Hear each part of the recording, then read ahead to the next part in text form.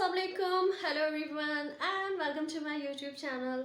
इस वक्त talk of the town नहीं, टॉक ऑफ द सिटी नहीं, टॉक ऑफ द कंट्री नहीं, but talk of the world एक ही सेलिब्रेशन डिस्कस हो रही है और वो है अंबानी फैमिली के वेडिंग फेस्टिवल्स। सोशल मीडिया पर उसकी धूम है। इनफैक्ट अब तो 24/7 इतनी अपडेट्स आ रही है, इतनी अपडेट्स आ रही हैं कि वहाँ के अपने लोग भी उकता गए हैं और एंटी कमेंट्स भी हो रहे हैं। पाकिस्तान में हमारे पास एक ही काम है और वो है मेम्स बनाना। मज़े की बात यह है कि अगर थोड़ी देर के लिए भी सोचें कि बेशक आप लखपति हो, करोड़पति हो, अरबपति हो, खरबपति हो, इतना खर्चा कौन करता है भाई कि सेलिब्रेशंस उनकी ख़त्म ही नहीं हो रही। इनफैक्ट अभी शादी भी नहीं है, शादी तो जुलाई में है। ये तो प्री वेडिंग फेस्टिवल्स मनाए जा रहे हैं जिसमें दुनिया भर के किंग्स इन्वेस्टर्स आ रहे हैं, उनको इनवाइट किया गया है, आर्टिस्ट आ रहे हैं, पूरा बॉलीवुड आया हुआ है। आखिर इसकी वजह क्या है? आनंद अंबानी के बारे में बताती चलूँ कि ये इंडिया के number 1 top most business tycoon investor में शुमार होते हैं। गुजराती हैं, बनिए हैं, गुजराती मैं भी हूँ और गुजराती के बारे में मेमन नहीं हूँ, लेकिन आपने सुना होगा कि मेमन हो, गुजराती हो, ये कम्युनिटी है जिनको ये बिजनेस माइंड होते हैं, गॉड गिफ्टेड है। जैसे कुछ चीज़ें ऐसी हैं कि कुछ कम्युनिटीज़ में अल्लाह ताला ने ब्लेसिंग दी हुई होती है। तो इस तरह जैसे पाकिस्तान में अगर मेमन है, गुजराती कम्युनिटीज़ हैं जिसमें आगा खानी भी आते हैं, बहुत सारे लोग आते हैं, मुस्लिम्स, नॉन मुस्लिम्स कम्युनिटीज़।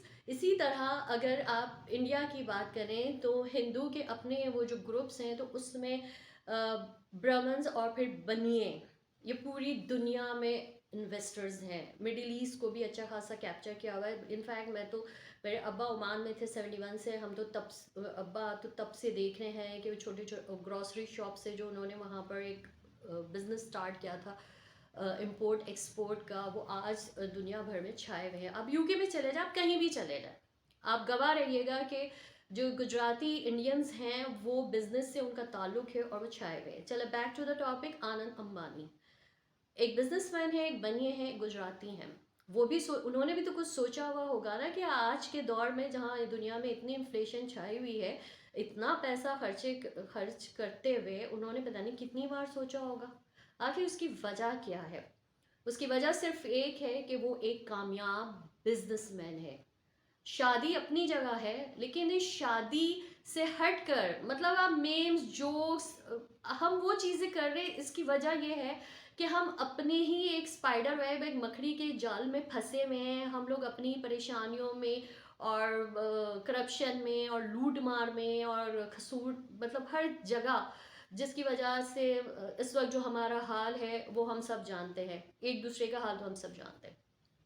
एक बिजनेसमैन कभी भी अपना लॉस नहीं करता, चाहे वो उसके अपने घर के फंक्शंस ही क्यों ना हो।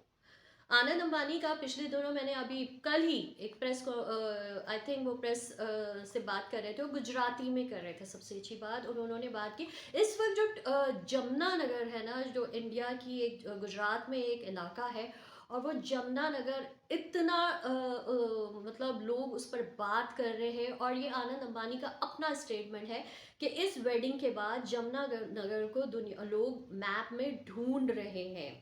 सबसे पहला पॉइंट, आपने अपनी स्टेट का एक इलाका उसको इतना हाईलाइट कर दिया इस शादी के थ्रू कि लोग उसको ट्रेस कर रहे हैं। वजह क्या है?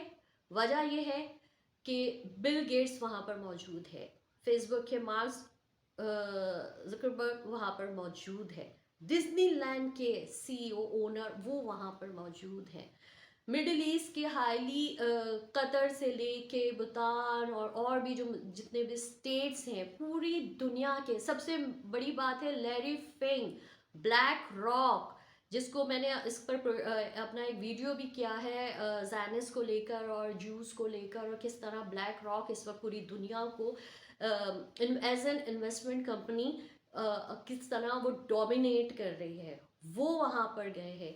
आपको लगता है कि इनके पास भी इतना टाइम है कि वो अपना सारा इतने सारे काम छोड़कर सिर्फ एक वेडिंग अटेंड करने के लिए वो जमुनानगर आए हैं?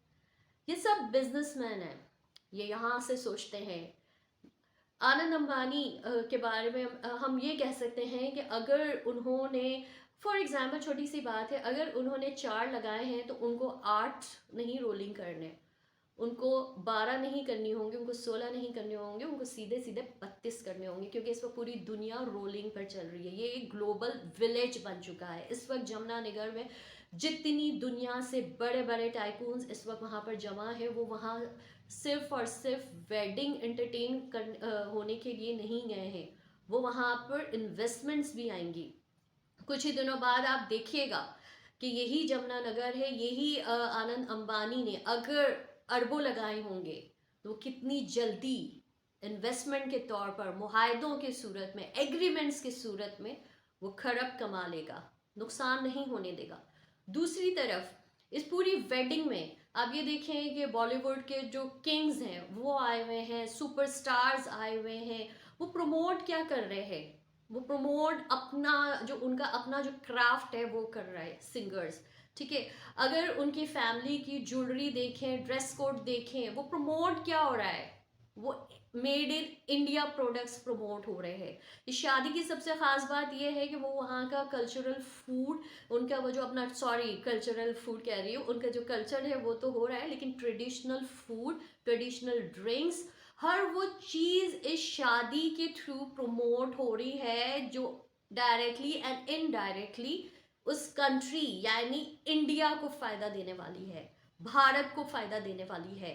ये एक हाईली बिगेस्ट इन्वेस्टमेंट वेडिंग है।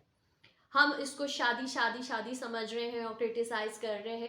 अच्छा, दूसरी साइड पर आप ये भी देखें कि हमारे अपने आर्टिस्ट जैसे आतिफ असलम, वहाँ पर लोग उसके लिए मतलब कपिल शर्मा शो के बारे में मुझे इतना पता था कि वहाँ पर लोग, मतलब ये शाहरुख खान या जो भी है, अपनी फिल्म की प्रमोट करने के लिए पैसे देकर एज ए गेस्ट आते थे। एक वक्त आया कि कपिल शर्मा शो की टीआरपी नहीं आ रही थी, तो उन्होंने आतिफ असलम को इनवाइट किया था जस्ट टू बूस्ट अप। राहत फ़तेह अली खान साहब कितने फेमस है वहाँ पर, लेकिन आप ये देखें कि उन्होंने अपने आर्टिस्ट को आगे रखा है। इंटरनेशनल भी वो आई थी रैना, लेकिन पाकिस्तानी आर्टिस्ट को एज सच कोई लिफ्ट नहीं हुई, इसलिए कि वो पेट्रियाटिक है।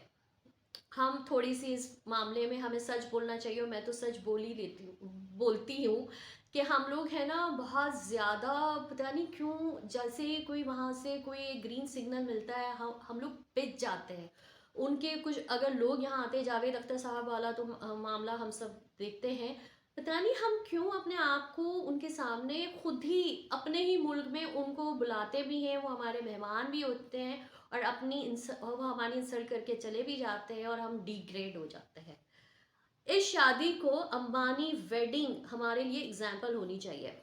और कुछ अर्से पहले कलकत्ता के एक हॉस्पिटल का एक डेलीगेशन कोरिया गया, और वो वहाँ जाकर वहाँ पर मुआहदे और एग्रीमेंट्स कर कर आए।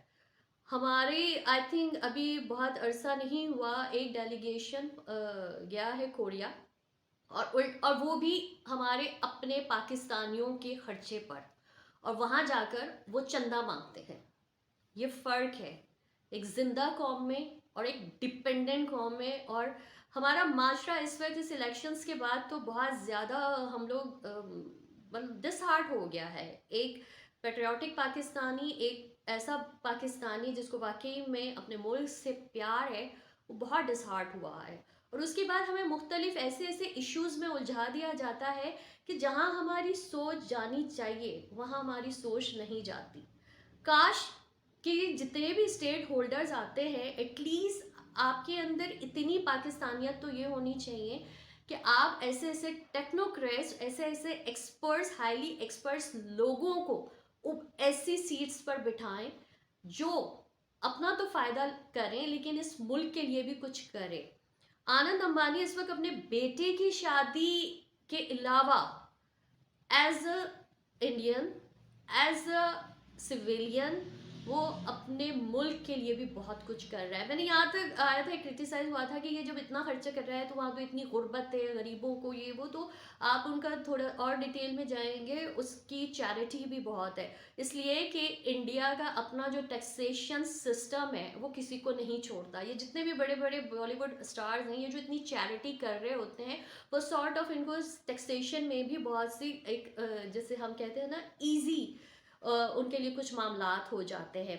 तो जब वहाँ पर ये है कि अगर आप अरब खरब कमा रहे हैं ना, तो आप डिलीवर भी करेंगे, और अगर आप डिलीवर नहीं करेंगे तो फिर आप फंसेंगे।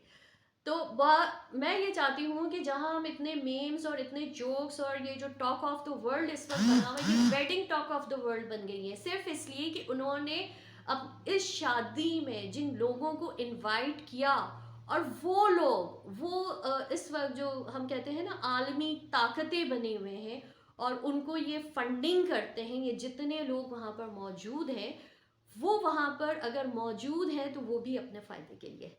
हमें ऐसी जो इवेंट्स होते हैं, ऐसी जब न्यूज़ आती है ना, तो उसकी डेप्थ तक जानी चाहिए और उससे हमें भी कुछ सीखना चाहिए। Thank you so much.